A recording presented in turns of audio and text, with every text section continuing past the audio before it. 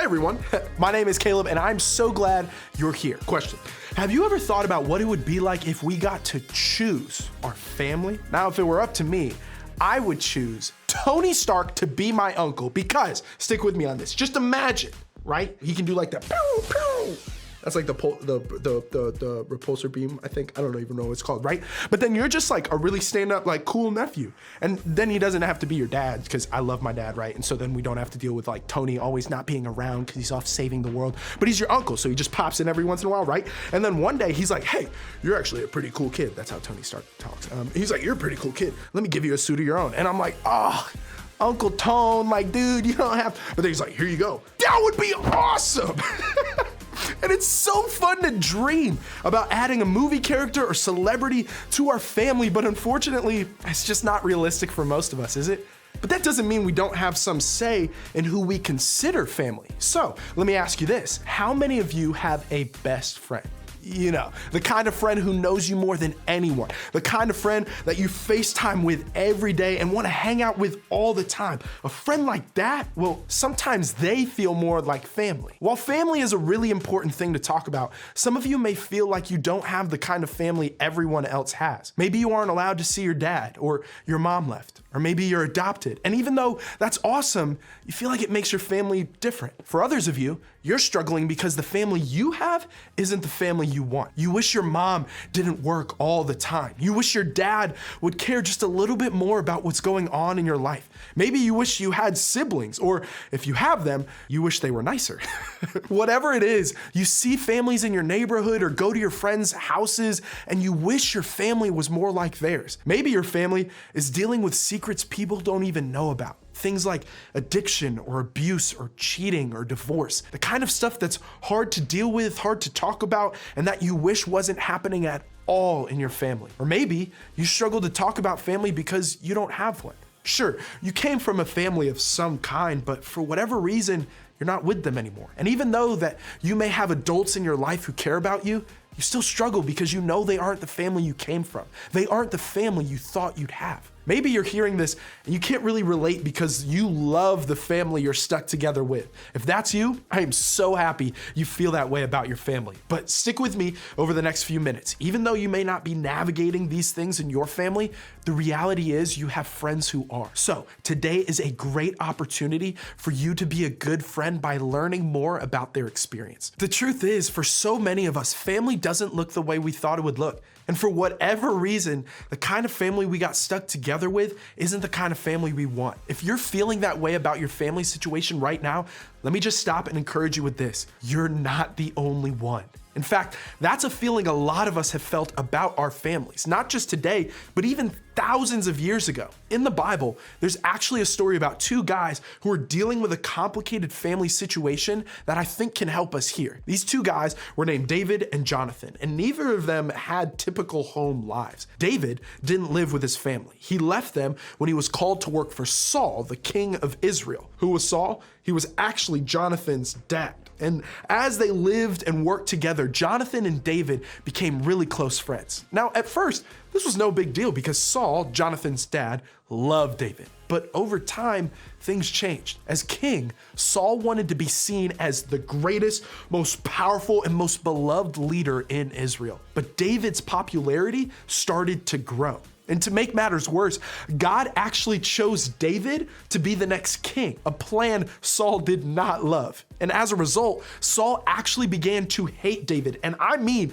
really, really hate David. Like so much so that Saul plotted to kill David. What? To save himself, David had to flee and go into hiding, barely avoiding being murdered by Saul a few times. See what I mean? Both Jonathan and David were in family situations they didn't necessarily want or expect. David lived apart from his family, and Jonathan was dealing with a dad who was literally trying to murder his best friend. That might be enough to leave both guys feeling completely and totally alone. Still, these two guys formed a friendship that was more like a brotherhood. They were the kind of friends who helped each other out, stuck with each other no matter what, and protected each other. The kind of friends who become like family. I mean, when Saul, Jonathan's father, was trying to kill David, his best friend, look at what Jonathan did. Jonathan went to find David and encouraged him to stay strong in his faith in God. This is more than being a friend. Yo, it's being family. When the families they were born with didn't give them what they needed, they turned to each other. They found strength and encouragement and faith in the family they chose. A writer in the Bible describes their friendship like this. And Jonathan made a solemn pact with David because he loved him as he loved himself. I love the story of Jonathan and David for a lot of reasons, but the main one is because I think it shows us this. Sometimes friends are more like family. Like we said, not all families look the same. And sometimes, like for Jonathan and David, you find yourself in a situation where other people in your life feel more like family than the people you're actually related to. That reminds me of a time growing up where I had just moved to Pennsylvania, right? New state, new everything, new school, new church, and I was trying to find friends, and honestly, a little bit of extended family, you kind of like we're talking about, right? And so this kid in my small group invited me over to come hang out one night. And I'm like, okay, sleepover, cool, I can do that. So we're hanging out, a couple of the guys, we're like, I don't know what we're supposed to do. So we're like stuck in his basement, just trying to figure out what to do. And he's like, yo, I mean, I've got Halo, which, if you don't know about Halo, you just don't know. But it's okay, I'll tell you about it. Halo, this really cool game. That's all you need to know. It was a really awesome game, right? And so we're staying up, we're playing Halo, and then we're like, I'm kind of like hungry. And so his mom brings down this taco dip. And let me tell you, it still makes me want to cry and like water at the mouth. It was like a 7-layer taco dip with like beans and cheese and sour cream and cheese and tomato. I think I already said cheese and lettuce and olives. That's 7 layers. And so it was like that. And so we were like, yeah. And then he had this giant thing of Mountain Dew. And so we were like, yeah.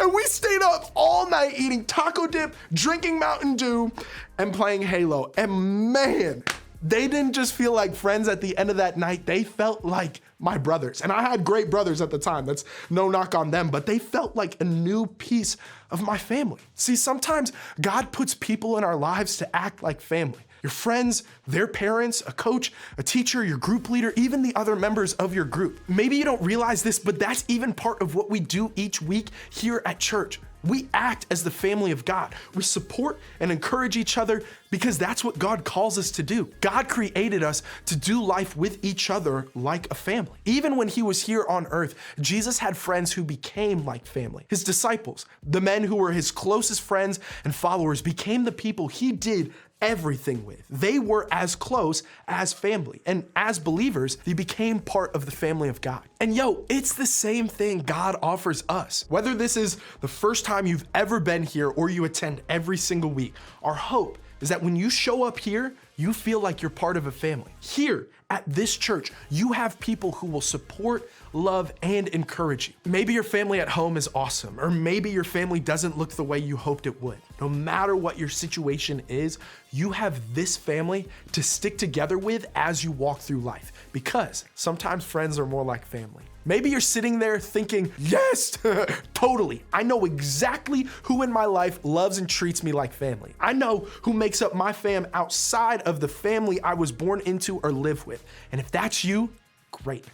One of the best things you can do this week is let them know you appreciate them. Thank them for making you feel like family and let them know you want to do the same for them. Or maybe you're sitting here thinking, Caleb, yo, bro, that all sounds great, and I wish I had those people in my life. Honestly, I don't feel like I know who they are or where I'd find them. And if that's you, then I'd say this: invite more people into your family. Think bigger than just the people you're close to right now. Think about who else is speaking into your life. Someone older than you or close to you who you can trust. Maybe it's a teacher, a coach, a friend's parent, or your group leader. Maybe there are a few people in your group who you know you can lean on or trust to be your family. Then choose one person who you know could be like family and include them in more parts of your life. Spend time with them. Ask them to hang out. Open up to them about what's going on in your life. And I promise you that it'll be worth it, because inviting more people into your life will expand your family. And sometimes